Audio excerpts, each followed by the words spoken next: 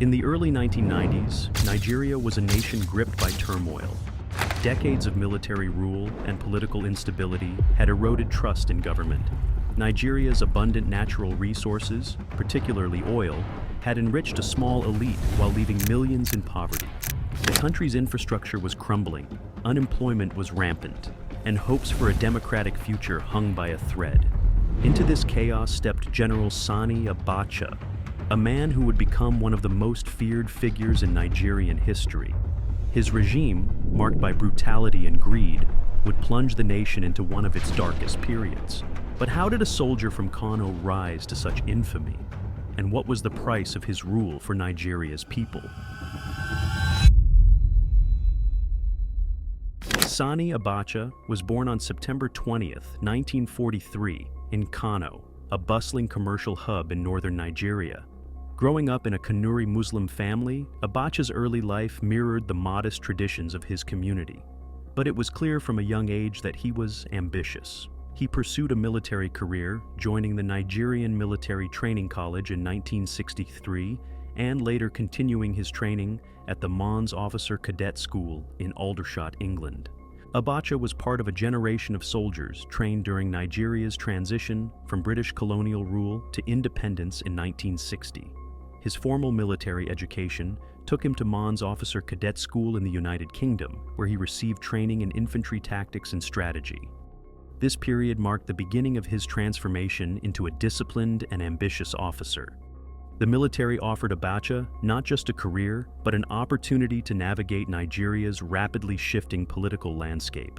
In the 1960s, the young nation was grappling with ethnic tensions, economic challenges, and the legacies of colonialism. Abacha quickly earned a reputation for his loyalty, tactical acumen, and ability to navigate the often treacherous waters of military politics. Abacha's rise through the ranks coincided with one of Nigeria's darkest chapters, the Nigerian Civil War, also known as the Biafran War. The conflict, which lasted from 1967 to 1970, was sparked by the attempted secession of the southeastern region of Biafra, led by Lieutenant Colonel Odumegwu Ojukwu. The war claimed over 1 million lives, primarily through famine and disease, and left scars that lingered for decades. As a young officer, Abacha played a pivotal role in the conflict, commanding troops on the front lines. His actions during the war demonstrated his strategic abilities and unwavering loyalty to the federal government. This period solidified his reputation within the military as a disciplined and effective leader. For Abacha, the war was more than a military campaign. It was a proving ground. His ability to maintain discipline under pressure and execute orders with precision earned him the trust of his superiors.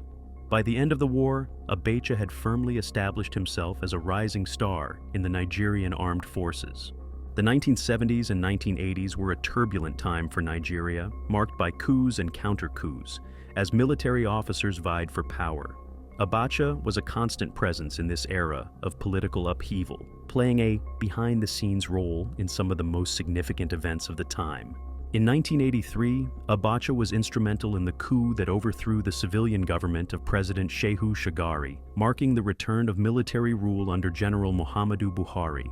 Just 2 years later, in 1985, he backed another coup that ousted Buhari and brought General Ibrahim Babangida to power. Abacha's role in these coups underscored his skill as a political tactician.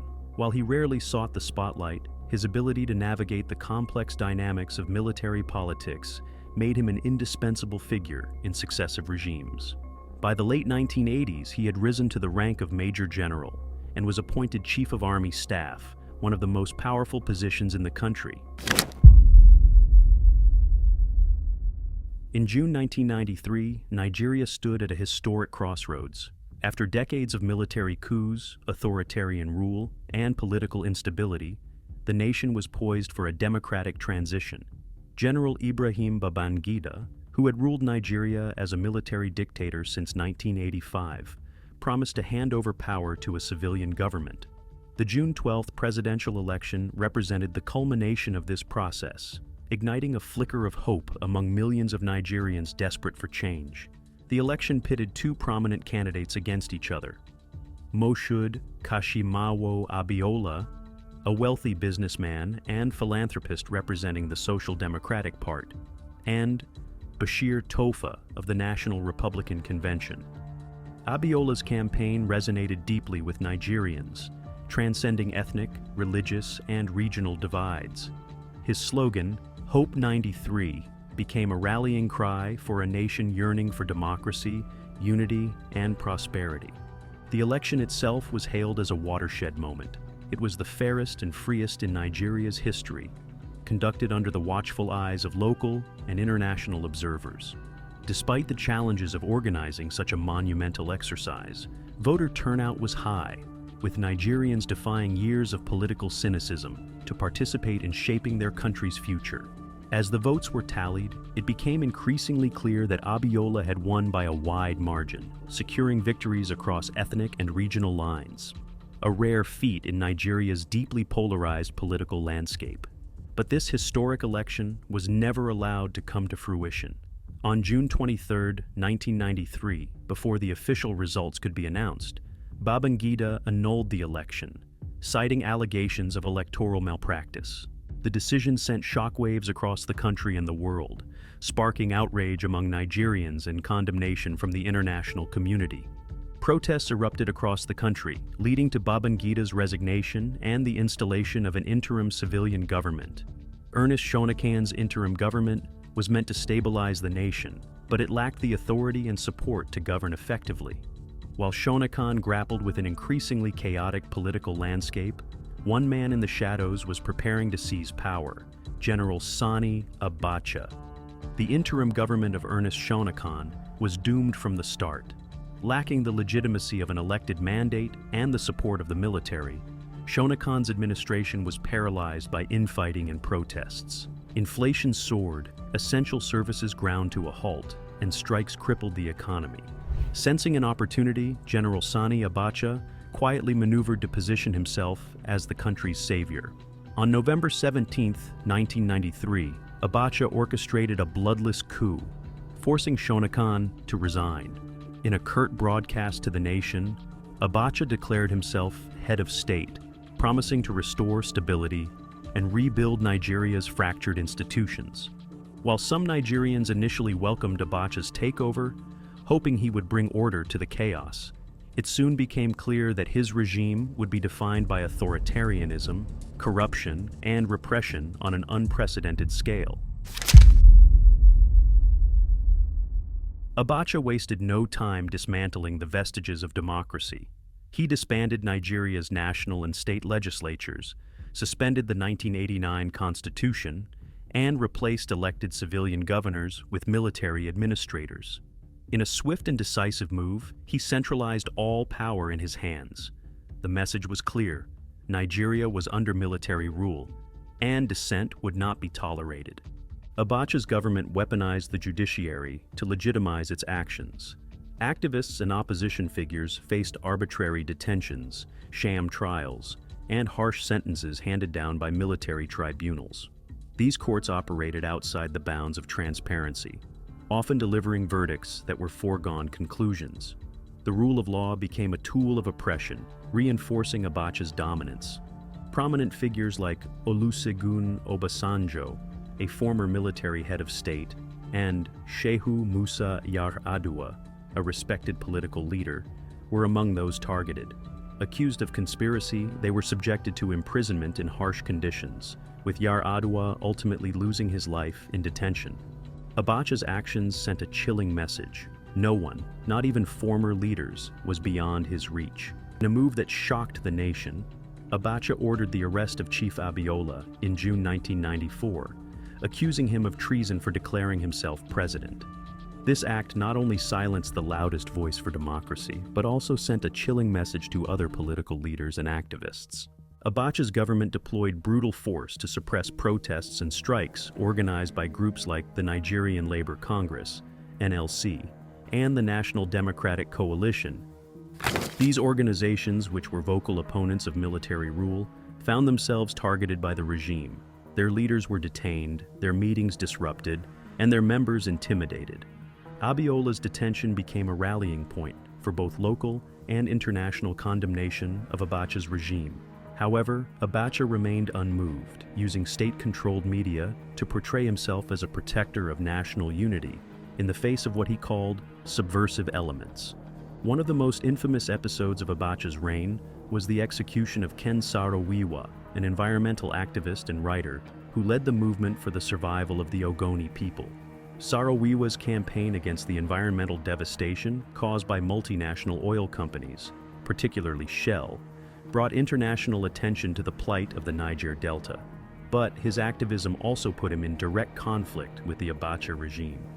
In response to the Ogoni protests, the Abacha government launched a campaign of terror in the region. Villages were razed, community leaders were arrested, and scores of Ogoni people were killed. Saro-Wiwa and 8 other activists were arrested on charges of inciting violence and murder, accusations widely regarded as baseless. On November 10, 1995, Ken Saro-Wiwa and the Ogoni 9 were hanged, their executions carried out with chilling efficiency. The world was horrified. Nigeria faced widespread condemnation, with countries imposing sanctions and suspending diplomatic relations. Yet, for Abacha, the international backlash was of little consequence. His grip on power remained unshaken. As General Sani Abacha consolidated his grip on power, Nigeria sank deeper into an era defined by systemic corruption, unprecedented embezzlement, and the stark divide between the ruling elite and the impoverished masses. Abacha did not merely govern, he plundered. His regime became synonymous with kleptocracy, as billions of dollars were siphoned from state coffers into private accounts abroad. The foundation of Abacha's vast wealth lay in Nigeria's oil industry. As one of Africa's largest oil producers, Nigeria generated billions in revenue annually, but under Abacha's rule, much of this wealth disappeared. Oil revenues, which should have funded infrastructure, education, and healthcare, were instead funneled into foreign accounts controlled by Abacha and his inner circle. Estimates suggest that Abacha and his family embezzled between $2 billion and $5 billion during his time in power. Abacha and his family used a sophisticated network to hide their wealth. Millions were deposited in Swiss banks under aliases, while other funds were laundered through real estate and investments in Europe and the United States.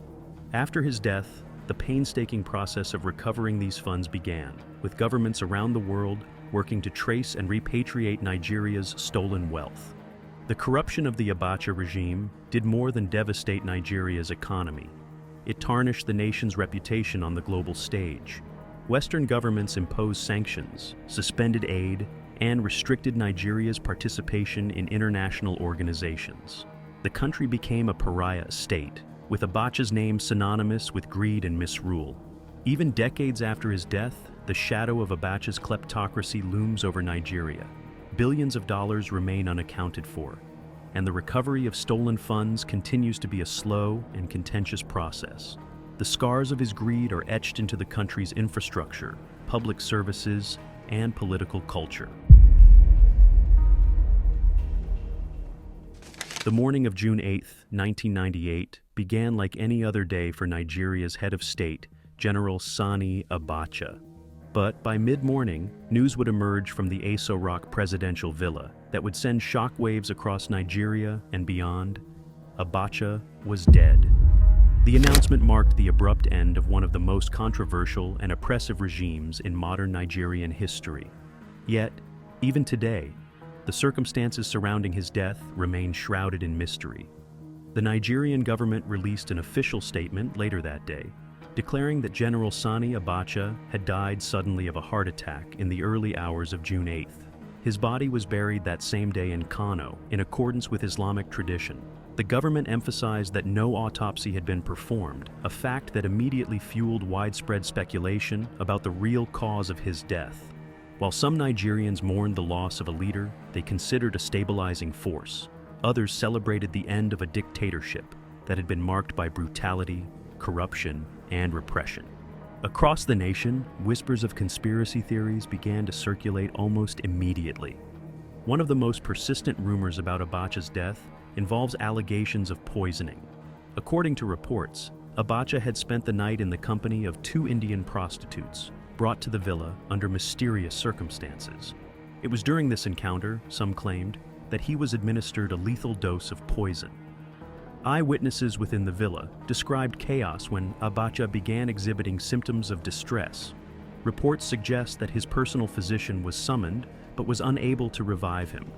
His sudden collapse and the refusal to conduct an autopsy only heightened suspicions. Adding to the intrigue, foreign diplomats, including analysts from the United States, suggested that Abacha's death might have been orchestrated to hasten Nigeria's transition to civilian rule. The circumstances of his death remain hotly debated, with theories pointing to internal rivals, foreign intelligence agencies, and even international pressure to end his regime. Another theory, supported by Abacha's chief security officer, Hamza al-Mustafa, posits that the general was poisoned by Israeli operatives. Al-Mustafa claimed that the poison was administered with the tacit knowledge of Palestinian leader Yasser Arafat during a covert meeting. This theory gained traction among some circles due to Abacha's involvement in international arms deals and his efforts to cultivate relationships with controversial leaders, including Arafat and Muammar Gaddafi. While there is no concrete evidence to support this claim, it remains part of the enduring mystery surrounding his death. The timing of Abacha's death added another layer of suspicion. By mid-1998, the general was reportedly preparing to transition power to a civilian government, following immense pressure from both domestic and international actors. Critics speculated that factions within the military or political elite, fearing a loss of influence in a civilian regime, may have orchestrated his demise. Others suggested that foreign governments, frustrated by Abacha's intransigence and human rights abuses, might have had a hand in his death. The mystery deepened when reports emerged of high-level meetings between Nigerian officials and foreign diplomats shortly before his passing. While these theories remain unproven, they highlight the complex web of domestic and international forces that surrounded Abacha's regime. His sudden death removed a significant obstacle to Nigeria's democratic transition, raising questions about whether his demise was purely coincidental or part of a larger strategy. While ordinary Nigerians celebrated, Abacha's closest allies scrambled to maintain control. The sudden power vacuum posed a dangerous threat to the fragile military hierarchy. In a matter of hours, General Abdulsalami Abubakar, a respected officer with a reputation for pragmatism, was appointed head of state. His ascension marked a critical turning point in Nigeria's tumultuous history. In stark contrast to his predecessor, General Abdul Salami Abubakar moved decisively to dismantle the oppressive structures of Abacha's regime. Within weeks, political prisoners were released, exiles were invited to return, and a roadmap for democratic transition was announced. Abubakar's administration, though brief, became synonymous with hope and reconciliation. By May 1999, just a year after Abacha's death, Nigeria held its first democratic elections in 16 years. Olusegun Obasanjo, a former military leader turned civilian politician, emerged as president, heralding the birth of the Fourth Republic. For a nation scarred by decades of coups and dictatorships, this was more than a political milestone. It was a collective rebirth. In the years following his death, governments and financial institutions around the world collaborated with Nigeria to recover Abacha's stolen wealth. To date, billions have been repatriated, yet much remains unaccounted for. The process itself has underscored the systemic nature of the corruption that defined his regime. Sani Abacha's reign remains one of the most controversial chapters in Nigeria's history, symbolizing both the darkest depths of authoritarian rule and the enduring resilience of the Nigerian people. But beyond the immediate damage of his dictatorship, Abacha's legacy has left a profound and lasting imprint on the nation's political and economic fabric, most notably, the entrenchment of financial corruption. Under Abacha's leadership, corruption ceased to be an aberration and became a system. His regime institutionalized kleptocracy, diverting billions of dollars into private accounts abroad, while infrastructure, healthcare, and education in Nigeria crumbled. This practice of siphoning state resources for personal gain did not die with Abacha. Instead, it became a blueprint for subsequent administrations.